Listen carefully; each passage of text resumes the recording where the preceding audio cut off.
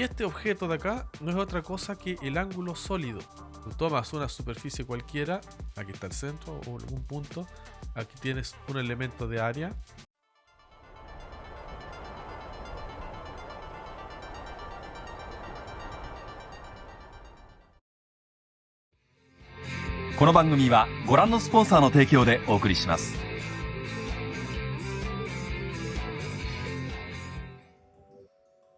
Hola, sean bienvenidos y bienvenidas a esta clase de electromagnetismo. En clases anteriores revisamos algunos ejercicios, vimos cómo se resuelven algunos problemas. Cómo se calcula el campo eléctrico de una barra cargada, o de un anillo cargado, o de un plano infinito y ese tipo de cosas. Entonces, si tú observas esos problemas, te vas a dar cuenta de que todos al final del día se resumen a resolver esa integral que describe el campo eléctrico.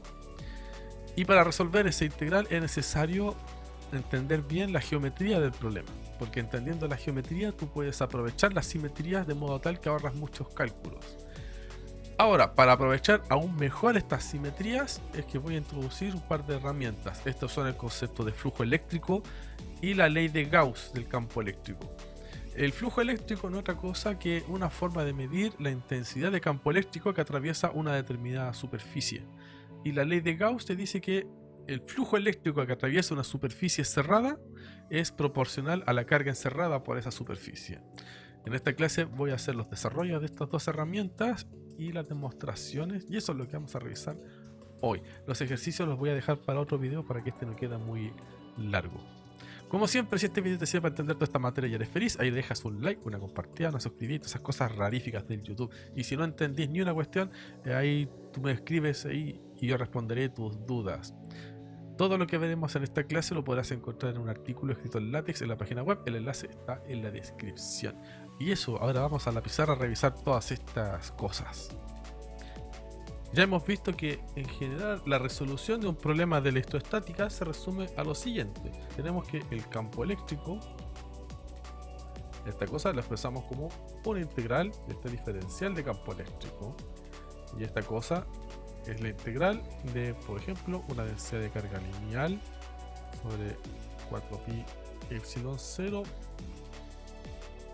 Aquí están los vectores de posición y la distancia de B. En este caso es una integral de volumen. Vamos a poner aquí indicando que es una integral triple. Este es el caso en que tenemos una papa cargada, ¿no es cierto? Y tenemos el observador y algún lugar del espacio donde queremos calcular el campo eléctrico. Esa es nuestro escenario. R menos R'. Y aquí está un elemento de volumen que contiene una densidad, ¿no es cierto? Una densidad de carga, un dQ a dB. Y aquí aparece un elemento de campo eléctrico, que es el que estamos integrando acá. Así que al final del día, todos los problemas relacionados con el cálculo del campo eléctrico se resumen a resolver esa integral. Y esta integral va a depender mucho de la geometría del problema. Depende de la geometría. Y según esa geometría vamos a ver si podemos o no aprovechar las simetrías. Ya hemos visto que en algunos casos cuando calculamos el campo eléctrico de un plano o de un anillo cargado, aprovechamos las simetrías del círculo. Ahora vamos a ver algunas herramientas que nos permitirán aprovechar otro tipo de simetrías, por ejemplo simetrías esféricas y cosas de ese estilo. La primera herramienta que vamos a ver que nos va a ayudar a introducir las otras es el concepto de líneas de campo. Líneas de campo. Y el concepto de líneas de campo es vital para poder entender luego el flujo de campo eléctrico. Y el flujo de campo eléctrico nos va a servir para obtener la ley de Gauss. Y entre estas dos cosas vamos a hacer las deducciones. Pero primero hablemos de las líneas de campo. ¿Qué rayos son las líneas de campo eléctrico? ¿Qué son las líneas de campo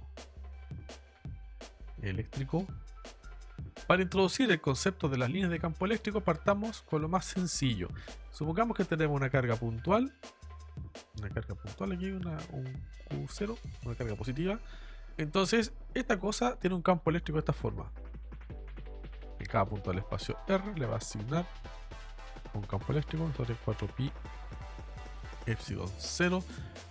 por la intensidad de la carga dividido la distancia al cuadrado y el vector que le da la dirección. Entonces, si esta cosa está en el origen de coordenadas, pongamos eje X y eje Y por acá, y nos damos una posición R del espacio,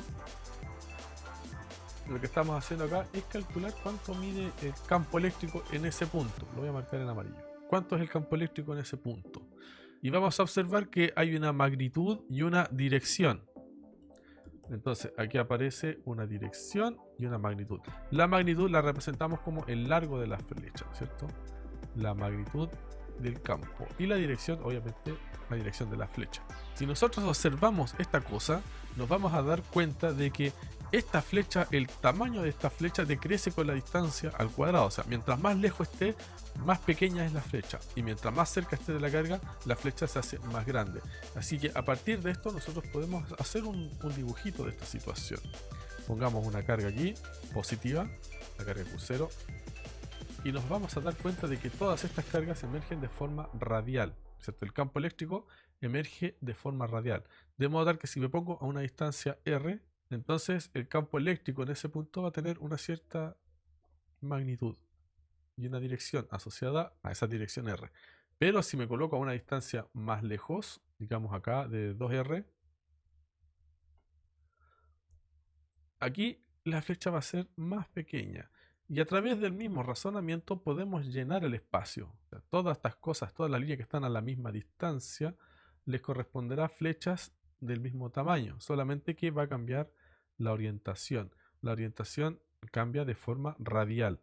Y de esta manera nosotros podemos llenar el espacio de flechas radiales. Algo más o menos así. Y lo mismo podemos hacer a otra distancia mayor con la otra flecha. Bueno, ahí me salió un poco choco el círculo, pero se entiende la idea. En el fondo es como si el espacio estuviese lleno de flechas, donde estas flechas representan el campo eléctrico. Lo voy a escribir en verde para que se siga con los colores. El campo eléctrico. Y si yo en ese campo eléctrico coloco una carga, por ejemplo, coloco una carga Q2, esa carga Q2 va a sentir una fuerza en la dirección del campo.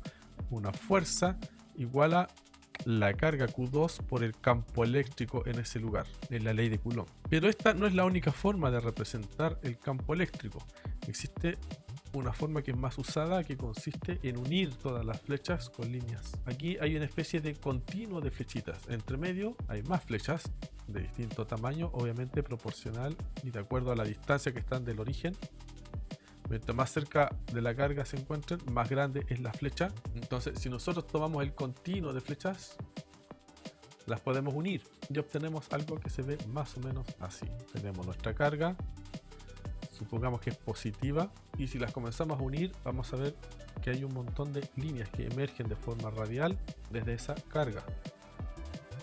Algo más o menos así. Todas esas líneas que emergen de forma radial es otra forma de representar el campo eléctrico.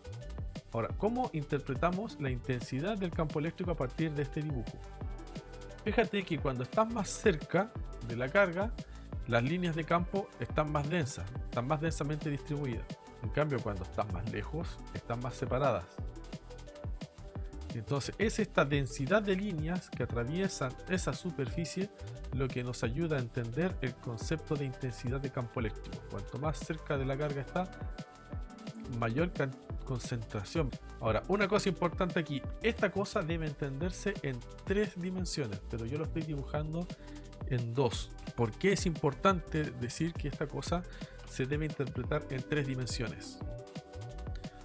La respuesta es muy sencillo. Si nosotros asociamos la intensidad de campo eléctrico con la densidad, ¿cierto? La asociamos con la densidad de líneas, o en lugar de densidad, digamos número de líneas por, ¿cierto?, por superficie, densidad de líneas. Se entiende mejor así. Entonces, ¿qué pasa si lo entendemos como un plano en 2 dimensiones? Vamos a poner aquí 2 dimensiones y vamos a poner aquí en 3 dimensiones. Si lo asociamos en 2 dimensiones, entonces tenemos número de líneas por el perímetro de círculo. El perímetro de círculo es 2pi por r. Ahora, esta densidad de líneas, es inversamente proporcional al radio. En cambio, la intensidad del campo eléctrico es inversamente proporcional al radio al cuadrado. ¿Qué pasa si lo hacemos en 3 dimensiones? En 3 dimensiones tenemos una cantidad de líneas cruzando una superficie, la superficie de una esfera. Esto de aquí está representando a una esfera. La superficie de una esfera es 4pi r cuadrado. Entonces, si te fijas, en 3 dimensiones esta cosa sí es inversamente proporcional a la distancia al cuadrado. Por lo tanto, esta cosa como densidad de líneas sí se corresponde a la intensidad del campo eléctrico, sí es proporcional a él, cuando hablamos en un modelo en 3 dimensiones. En 2 dimensiones esa cosa no funciona. Es por eso que lo que estamos haciendo acá en este dibujo que está en 2 dimensiones es resumir algo que en realidad ocurre en 3 dimensiones. Ese es el único detalle que hay que tener en cuenta con esta representación como líneas de campo. Ahora, cuando nos preguntamos por el número de líneas que está cruzando una superficie, tenemos una superficie acá y nos preguntamos cuántas líneas de campo están cruzando esa superficie. Esa pregunta se responde a través del concepto de flujo de campo. Así que a través de esto introducimos la idea de flujo de campo eléctrico. ¿Cómo se define el flujo de campo eléctrico? El flujo de campo eléctrico de un campo sobre una superficie se define a través de esta integral doble de superficie campo eléctrico punto ds. Lo que estamos haciendo acá es, tenemos una superficie, la voy a dibujar aquí.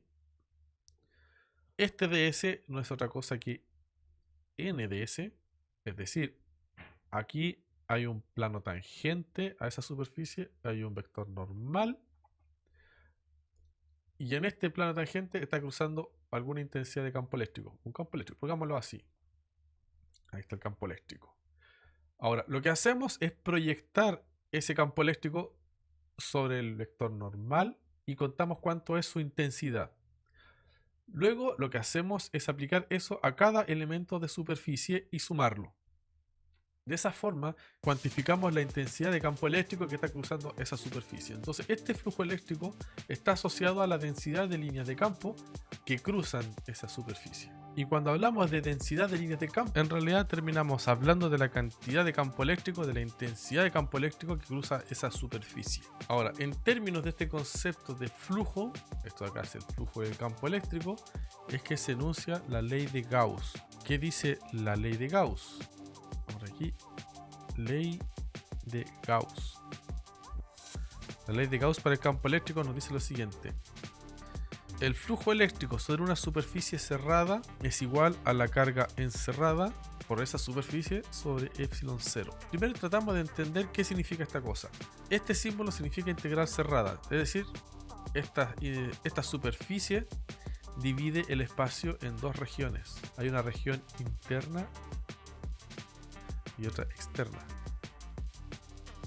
Y acá hay una superficie. Si esta cosa es volumen, esta cosa será la frontera del volumen. Lo que nos está diciendo esta cosa es que la densidad de líneas de campo que salen o que entran por esa superficie va a depender exclusivamente de la carga que esté aquí encerrada. Y además ni siquiera depende de la figura, basta con que sea una superficie cerrada, podría ser algo de este estilo. Esto es una superficie cerrada y dentro de esta superficie cerrada podría haber alguna distribución de carga muy extraña. Ahí podría estar la carga encerrada. Entonces el flujo eléctrico que atraviesa esa superficie también va a ser igual a la carga encerrada sobre epsilon 0. Eso es la ley de Gauss y no es difícil de demostrar. De hecho, si uno hace las cuentas va a tener lo siguiente. Tenemos la integral cerrada de superficie. Esta cosa queda así, la integral cerrada de superficie del campo eléctrico, esto sabemos es 1 sobre 4pi epsilon 0, carga encerrada sobre la distancia al cuadrado, R. Aquí estamos asumiendo de que tenemos una carga puntual dentro de la superficie, punto ds. A partir de esto podemos sacar las constantes, esto queda carga encerrada sobre 4pi epsilon 0 integral cerrada de superficie r unitario sobre r cuadrado punto ds. Y este objeto de acá no es otra cosa que el ángulo sólido. Tú tomas una superficie cualquiera, aquí está el centro o algún punto, aquí tienes un elemento de área.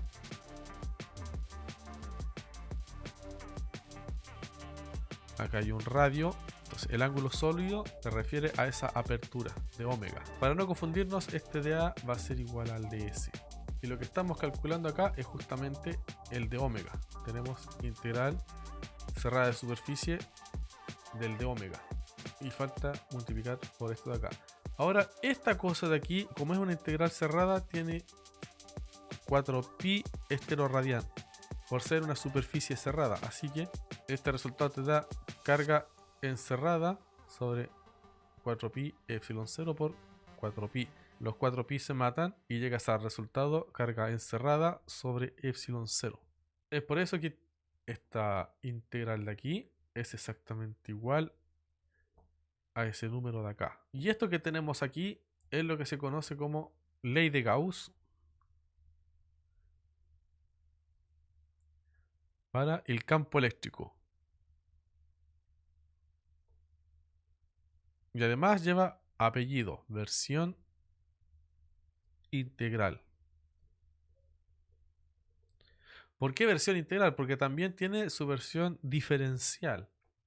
Y conviene también calcularla, porque esa también nos sirve para hacer cuentas.